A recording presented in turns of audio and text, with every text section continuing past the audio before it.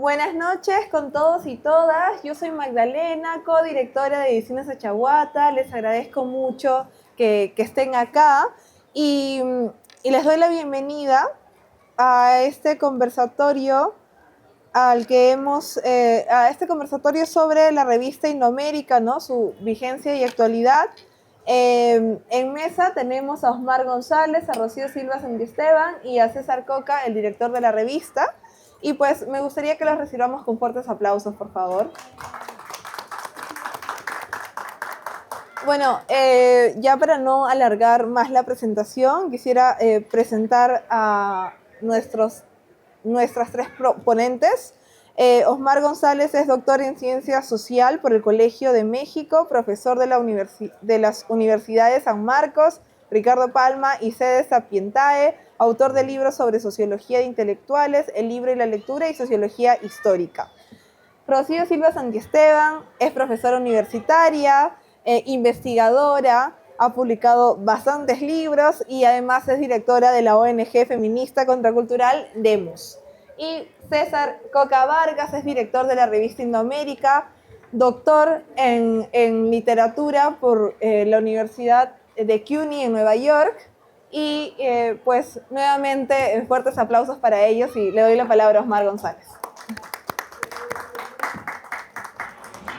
Buenas noches. En primer lugar agradezco a Magdalena y a César por la invitación en este afán de rescatar textos y autores que ahora son de difícil acceso, muchos de ellos al menos.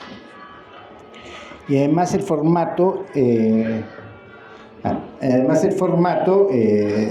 las publicaciones de Achahuata y de la propia revista Indoamérica, que es atractivo además, es una revista engrapada, con un formato de época y que trae muchas ideas, un contenido denso y especializado. Venimos acá a comentar una revista y últimamente hay alguna producción en libros que tratan sobre revistas. Por ejemplo, en Argentina, Horacio Tarcus, por medio de Xerinci, tiene una colección que publica análisis de revistas. Él es autor de un libro que se llama Las Revistas Culturales Latinoamericanas, muy interesante, muy erudito. En esa misma colección, Luna Fernández edita un libro que se llama Hacer cosas con revistas. En esta colección también publica Ricardo Melgar Bao, revistas de vanguardia de izquierda militante. Y Ricardo Melgar Bao ha publicado una edición póstuma que juntaron artículos suyos sobre algunos temas parecidos que toca en la revista. En el Perú, Abelardo Sánchez León publicó las ponencias de un seminario. El libro se llama La construcción del intelectual, que es sobre diferentes revistas del Perú, especialmente desde mediados del siglo XX. Entonces, creo que hay una paradoja.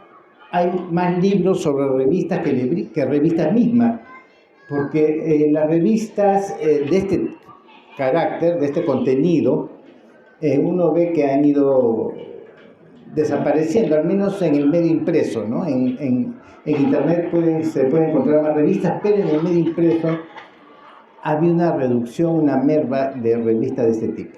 No estoy hablando de las revistas universitarias, sino de las revistas de ideas dirigidos al público en general.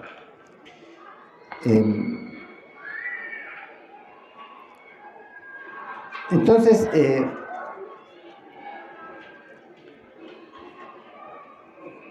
pensaba en revistas como Socialismo y Participación, que ya no existe, por ejemplo, o también Márgenes, que es un poco más antiguo, pero es una revista, digamos, de este carácter, ¿no?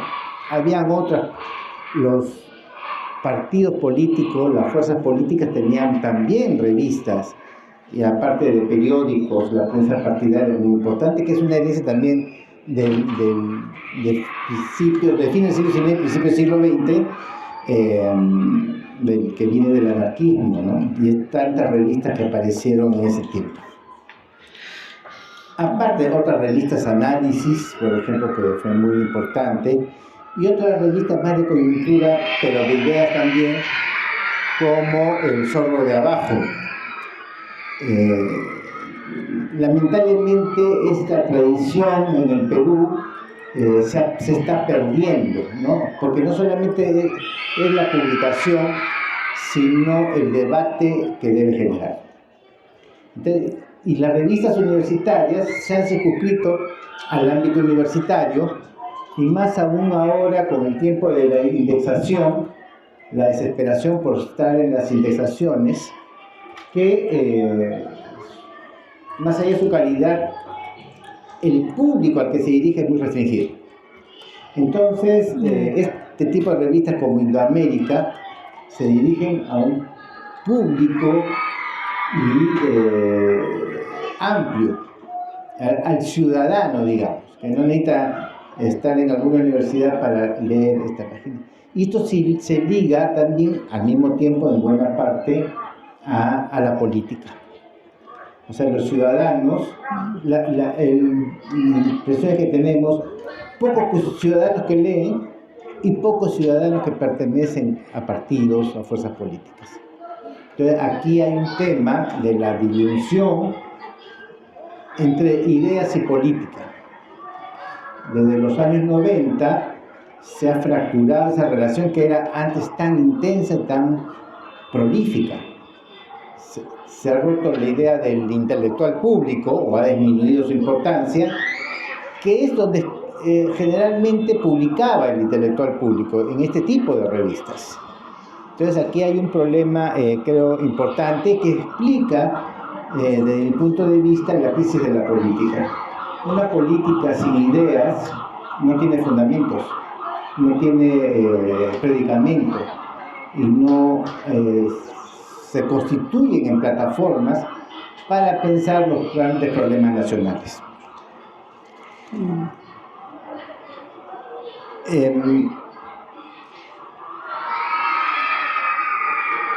Indoamérica, la revista Indoamérica se ubica plenamente en el campo del debate de ideas, plenamente en el campo de debate intelectual. César Coca ha sido explícito, o ha sido muy enfático en darle este carácter a Indoamérica, porque él también es un estudioso, un investigador y una persona que reflexiona.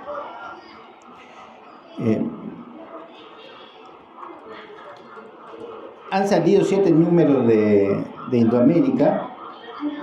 El primero sobre la reforma universitaria, el segundo sobre Tupac Amaru, anarquismo, José Carlos Mariátegui y el socialismo, feminismo, fascismo, y el último número que acaba de salir sobre indigenismo.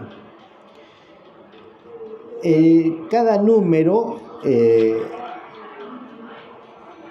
muy interesante porque tiene artículos de gente que ha estudiado específicamente los temas de los que trata cada número, cada entrega.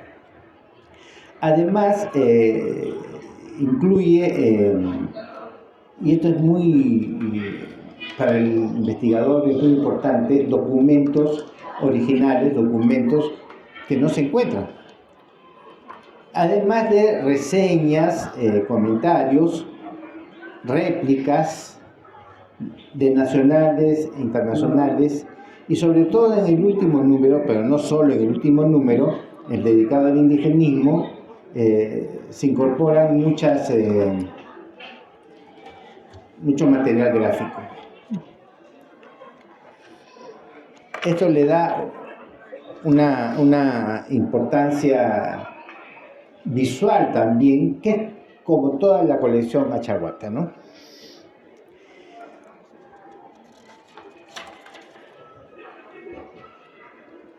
Ahora, con base en lo que es mencionado, hay una constricción, un constreñimiento del campo intelectual, del campo de las ideas. Entonces, Achahuata está yendo, o Indoamérica específicamente, está yendo en contra de la corriente. Supongo que es como un salmón, está yendo contra la corriente con todo el esfuerzo que ello implica, y está bien que así sea, porque el campo de ideas en el Perú se ha restringido al ámbito académico, al ámbito universitario. Las universidades publican muchas revistas, pero su impacto no sale de ese ámbito. Incluso a veces revistas de una universidad no se conocen en otra universidad y no se debaten sobre esos contenidos. Achahuata Indoamérica trasciende esos muros y se instala en un campo de ideas en el Perú profundamente debilitado. Y esto es preocupante porque si algo tenía el Perú, era un campo de ideas dinámico, activo, original, que influía en otros países también. Ya desde la proindígena, el deber proindígena, por no hablar también de Amauta. Y por otro lado, el campo, esta revista debería ser parte del debate y de formación de los intelectuales públicos. Pero los intelectuales públicos en el Perú tampoco encuentran un lugar en el cual desplegar una acción, sobre todo cuando desde los 90 se priorizó al tecnócrata y al hombre que sabe, o a la persona que sabe cómo hacer. Entonces no hay debate de sentido, y este es importante el sentido, porque Hannah Arendt decía lo importante: cuando la política no tiene idea, cuando la política no tiene proyecto, no tiene sentido, ese vacío se cubre con clichés. Y esos clichés, como no tienen reflexión, no generan pensamiento, abre los espacios para la violencia. Y al abrir espacios para la violencia, incluso verbal, se destruye la política. Es exactamente, creo yo, lo que está pasando en el Perú. Por eso, de ahí yo valoro mucho el esfuerzo de Coca, de Magdalena, por sacar Indoamérica. Es una revista que está yendo en contra de la tendencia perversa de la actualidad. Si vemos los debates públicos, son agravios, lugares comunes, clichés, pero uno no puede encontrar alguna idea, alguna apuesta, algún convencimiento. Tanto es así que se traduce eso en como personajes que están un día aquí, mañana están acá. Y no hay ningún problema, ni siquiera lo tienen que justificar ni explicar, porque la sociedad tampoco les demanda, porque no les interesa. No les interesa ninguna explicación, porque no les interesa qué hacen los personajes públicos. Y los intelectuales se han retraído de la política. Los intelectuales se han retraído del campo de la lucha por el poder. Sé que se acabó el tiempo, creo que había más cosas que quisiera conversar, pero ya me hicieron la seña, pero mejor, para que se queden con las ganas y lean Indoamérica. Muchas gracias.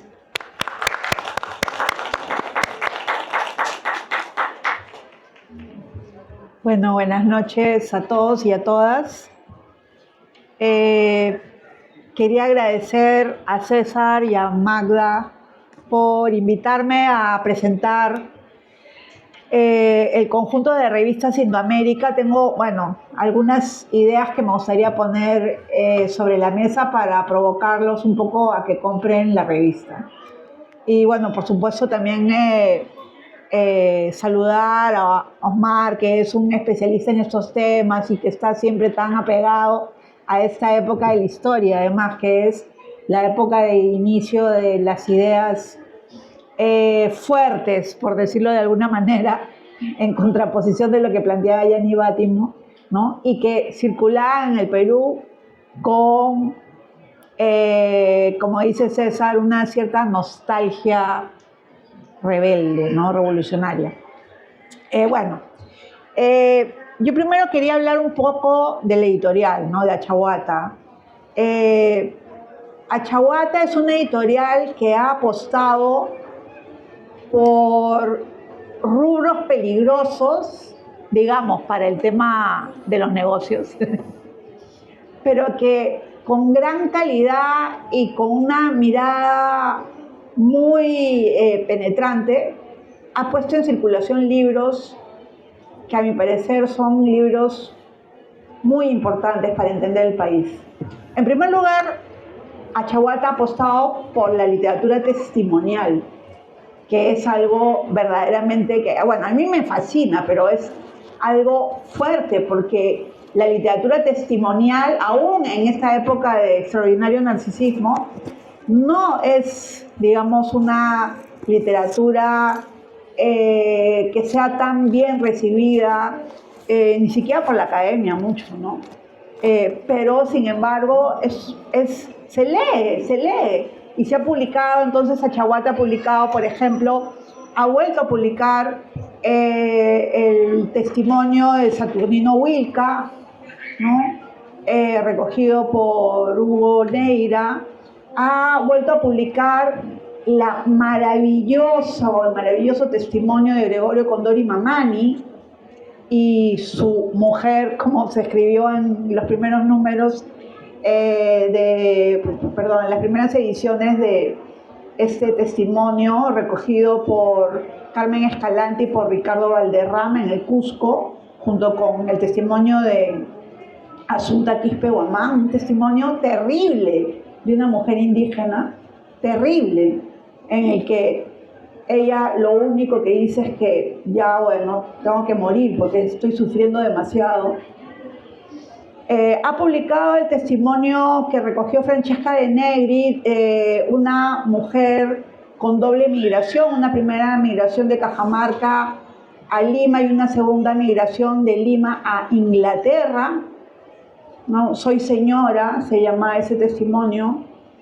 Y así ha publicado el otro testimonio que aún he leído, que es el de esa obstetra que me dijeron que es un testimonio maravilloso, que lo ha recogido Tania Pariona, si más no me equivoco. Y bueno, así toda una serie de testimonios, y de pronto comienzan a salir en el Perú testimonios que yo no me imaginaba que, digamos, iban a tener esta importancia, además, todos con un diseño muy cuidado, en fin, o sea, realmente con un gran respeto por el género testimonial, y eso a mí me parece fundamental. Justo en esa misma línea, ¿no? ¿Por qué será? No lo sé, pero en esa misma línea, uno de los elementos que también está en Achahuata es esta época tan importante para las ideas en el Perú, que fueron los inicios del siglo XX, ¿no? Hace 100 años, literalmente. Y en esos inicios del siglo XX, pues se han puesto en juego diferentes ideas duras, desde el comunismo hasta el fascismo, y Achahuata, con unas ediciones verdaderamente bellísimas, y además respetando la tipografía del estilo de la época.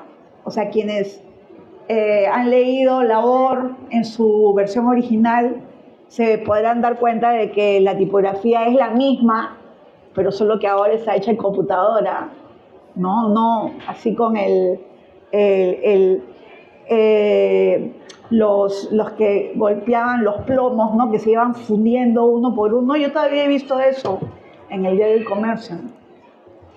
Y entonces César Coca y Magda Suárez han decidido publicar números monográficos dedicados a difundir las ideas de estos comienzos de los 100 años de nuestra nación.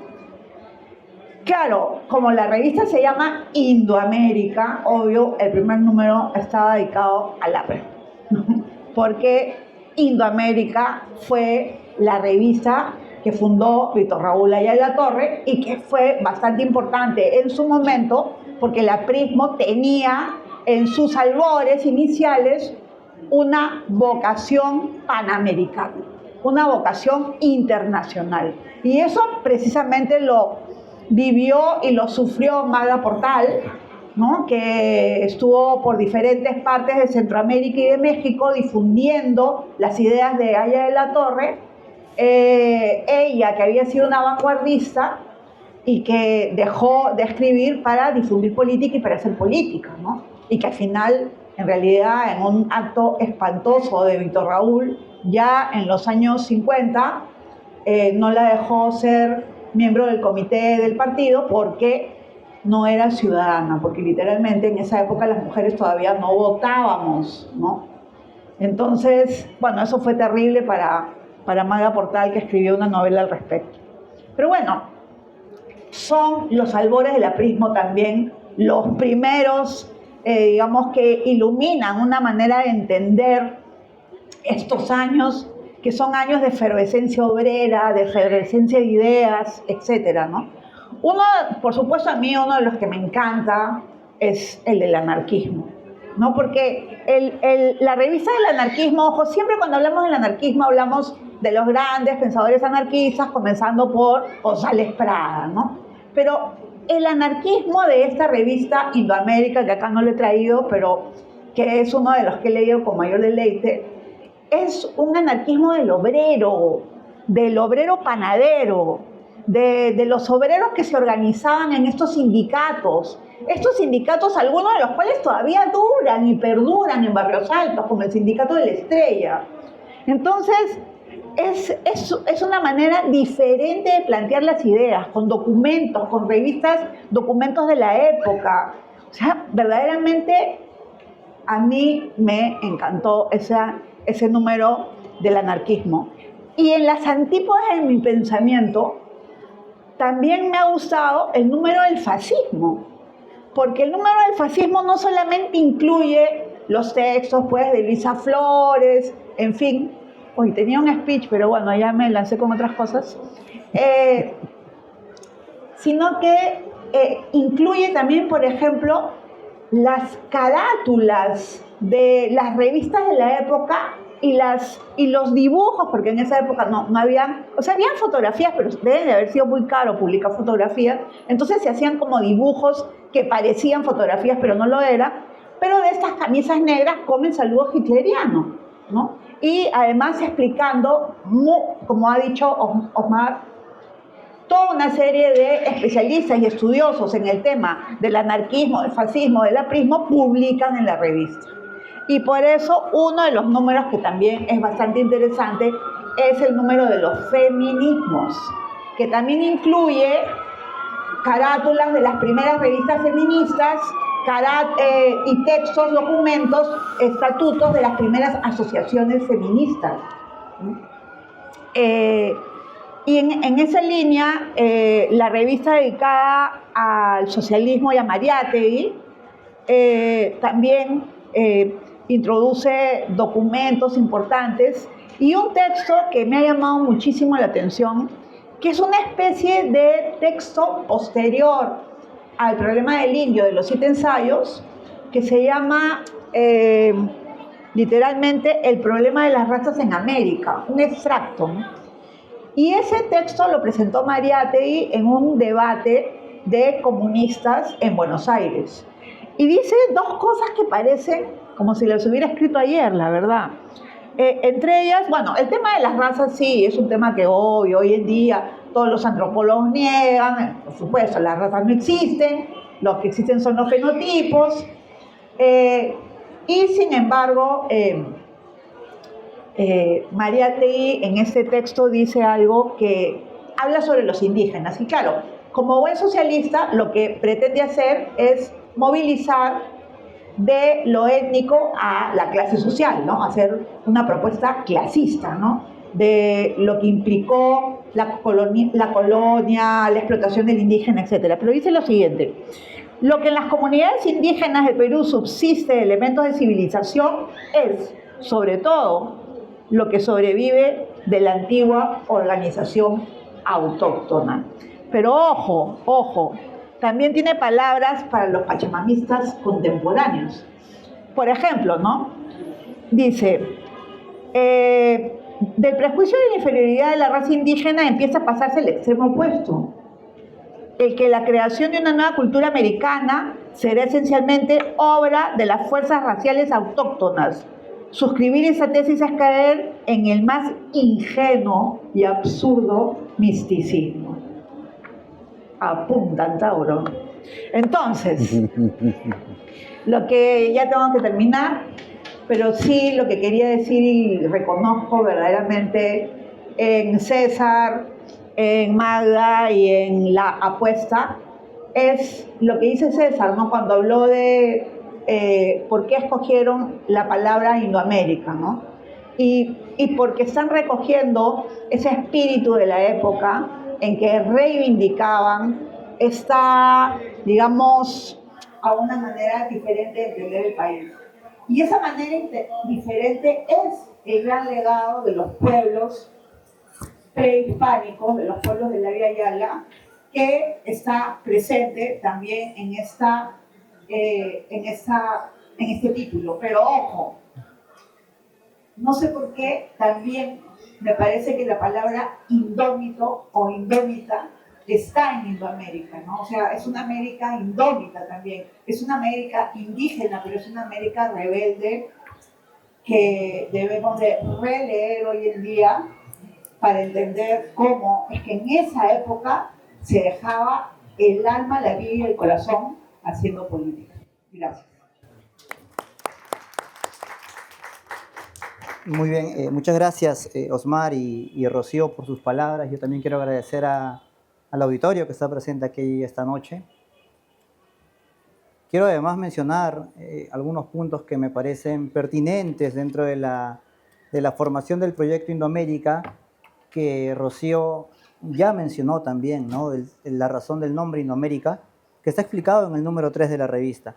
La revista fue concebida en agosto del año 2023, ya casi 2 años, tiene 7 números, con un proyecto que surgió a raíz de otro proyecto que tenía que ver con unas entrevistas a antiguos militantes apristas, y me di cuenta que el material y la formación de gente que había crecido dentro de la persecución, dentro de un contexto particularmente agresivo, merecía la recuperación de un nombre.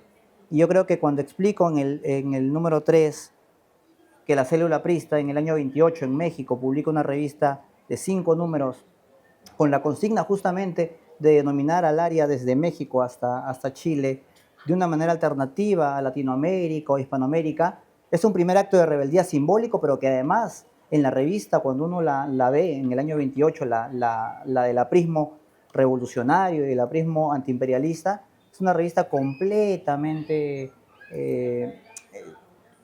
culturalmente que rompe, de ruptura, las imágenes que muestra, los discursos a los proyectos políticos a los que se alía. Es decir, son momentos en donde efectivamente la discusión estaba dada a partir de ese compromiso y de esa ética de los intelectuales respecto de las capas populares. Y yo quise hacer la recuperación del nombre a partir de este proyecto de concepción muy personal. Entonces, se fue explicando con el transcurrir de los números el nombre, porque efectivamente en el editorial número 1 de la revista no se explicó el nombre, pero hacía falta explicarlo en algún momento cuando la revista cobró relevancia, importancia, porque uno como todo ser humano va aprendiendo y va reconociendo los errores de los números previos.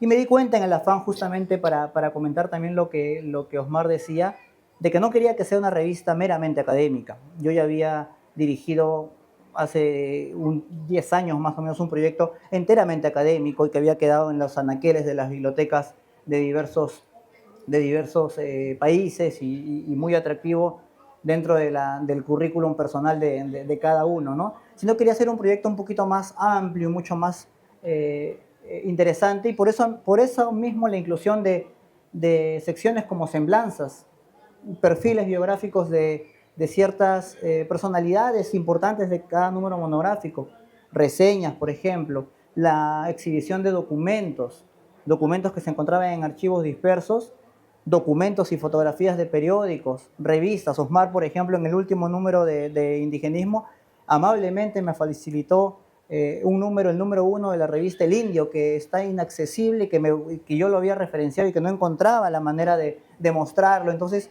es esa colocación que puede ser menor dentro de la revista, sirve para que quienes accedan tengan la curiosidad más adelante de profundizar y tener eso como un bicho de inquietud. Y justamente ese también es el objetivo de la revista, ¿no? La revista tiene como subtítulo algo que algunos compañeros y colegas también han cuestionado: con ideas sin dogmas. Efectivamente, sin dogmas, porque la revista, al tener un fundamento de nombre delegado aprista, se ha confundido, se ha asumido como un órgano de propaganda aprista y sugieren que hay una afiliación, pero para nada, porque se explica en cada entrega de que lo que se quiere hacer es mostrar un conjunto de trabajos en donde las ideas están como protagonistas y no ninguna vinculación dogmática de manera ortodoxa. Entonces, eso se fue dando en el transcurso de los números. Son 7 números que se han ido generando a base de un esfuerzo efectivamente motivado por mí, pero además respaldado por un conjunto de intelectuales, de profesores, de profesoras. Rocío y Osmar escribieron en la revista. En el auditorio tengo compañeros que también han escrito. Magdalena escribió, es decir, hay una serie de apoyo, y que eso efectivamente parte de mi aprendizaje, de mi formación previa, de haber dirigido una revista y los tipos de desarrollo que se van dando. Yo quiero mencionar también que en el último número, en el número que apareció hace 2 semanas, en el número destinado al indigenismo en el Perú, yo hago un guiño porque yo no quiero que la revista sea tomada como un proyecto de arqueología simplemente, es decir, que se sitúe en el contexto o en la exhibición de ideas de hace 100 años, sino más bien me gustaría que esta revista, porque nada es gratuito en el caso de lo que viene a hacer Indoamérica, es la base y es el sostén, es los fundamentos para efectivamente colocar la revista en una discusión contemporánea, es decir, de ideas contemporáneas, del debate político contemporáneo, y que escape a los asuntos de moda que Osmar mencionaba, es decir, el trazo histórico y el trazo de relevancia en el punto de las ideas me permitirá a mí colocar la revista el día de hoy, en la actualidad, a partir de este legado. Es decir, provenimos de unas canteras intelectuales, de unas canteras de ideas que se discutieron de manera vehemente. Y yo coincido con Rocío, porque a mí particularmente los 2 números que más me gustan son el número del anarquismo y el número del fascismo.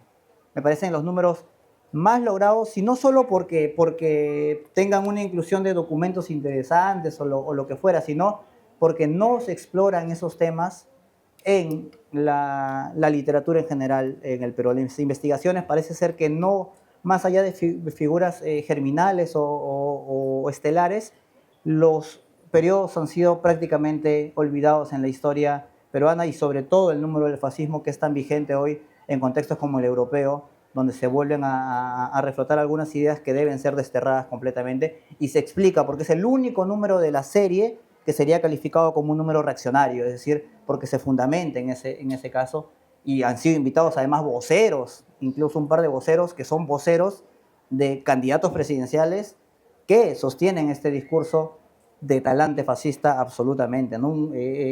Yo menciono el nombre expresamente, el señor Fernán Altuve, ¿no? Entonces, hay una mirada en ese sentido de demostrar y mostrar justamente lo que se viene discutiendo. Entonces, quería agregar eso como génesis y como un aspecto de mención que me parecía relevante. Un par de puntos adicionales que me agradaría mencionar tiene que ver con lo que viene en el proyecto de la revista, ¿no? Estaba trabajando junto con el número de indigenismo un último número dedicado al periodo que era la mentalidad del gamonalismo. Estaba trabajando, había hecho una serie de investigaciones, pero las fuerzas se agotan a veces dentro de un proyecto como esa Chahuata, que además demanda muchas energías y muchos compromisos, y que seguramente saldrá a finales de este año. Será el último número que dedicaré al periodo de las 3 décadas de de la historia de las ideas en el Perú, para luego comenzar a situar la discusión dentro de etapas que son recientes. Por ejemplo, me parecía atractivo en su momento también trabajar el etnocacerismo de Humala, es decir, desglosarlo, desmenuzarlo, entenderlo, mostrar sus contradicciones, mostrar sus virtudes, es decir, desplegar ese tipo de aspectos, ¿no? Y otro elemento central, y que yo quiero anunciarlo también, el proyecto de Indoamérica y el proyecto de Chaguata que codirigimos con Magda, va a lanzarse a otro tipo de ruedo y que lo hemos venido pensando con mucho tiempo, que es un centro de estudios, un centro de formación que tenga que ver justamente con la discusión de este tipo de proyectos. Y eso significa justamente, porque como insisto, en el caso nuestro nada es gratuito, debajo de esto dice Cuadernos del CEPA, Cuadernos del Centro de Estudios y Publicaciones Achaguata, que es un proyecto que hemos concebido por varios meses y que esperamos que a finales de este año, principios del próximo año, exista como un centro físico donde se pueda generar el debate, la conversación y la discusión absolutamente de todos los frentes y que sirva para desterrar la discusión simplemente farandulesca de las preguntas de los periodistas cuando uno ve que son preguntas anecdóticas, no son de densidad, no son de proyectos, no son de ideas. Entonces, tiene que ver con esa idea y con ese esbozo. Y pues tal vez tenemos unos 5 minutitos para alguna pregunta o algo. Yo quería quedarme aquí y agradecer una vez más la presencia de cada uno de ustedes. Muchas gracias.